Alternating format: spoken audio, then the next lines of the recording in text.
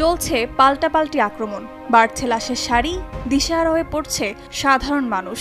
ফিলিস্তিনের স্বাধীনতাকামী সংগঠন হামাসের সঙ্গে ইসরায়েলি বাহিনীর সংঘাতে এ পর্যন্ত দুই পক্ষের বহু মানুষ প্রাণ হারিয়েছেন।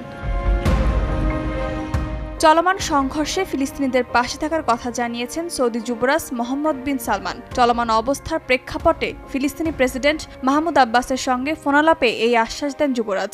বলেন, ফিলিস্তিনি জনগণের অধিকার অর্জনে সবসময় পাশে থাকবে রিয়াদ। গত কয়েক দশক ধরেই ফিলিস্তিন ইস্যুতে ইসরায়েলের সঙ্গে আরব দেশগুলোর সম্পর্ক দা কুমড়োর মতো। যুক্তরাষ্ট্রের মধ্যস্থতায় ইসরায়েলের সঙ্গে সম্পর্ক স্বাভাবিক করার পথে হাঁটতে শুরু করেছিল কয়েকটি আরব দেশ। এই যাত্রায় সৌদিকে রাজি করাতে ওয়াশিংটন কূটনৈতিক দৌড়ঝাঁপ শুরু করলেও ফিলিস্তিন ইস্যু সমাধানের পরই কেবল ইসরায়েলের সঙ্গে সম্পর্ক স্বাভাবিক করা সম্ভব বলে সাফ জানিয়েছে দেশটি।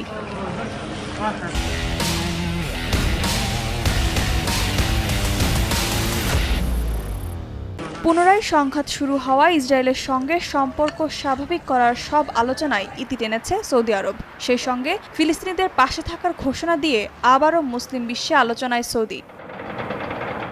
আশরাফি দিবা, সময় সংবাদ।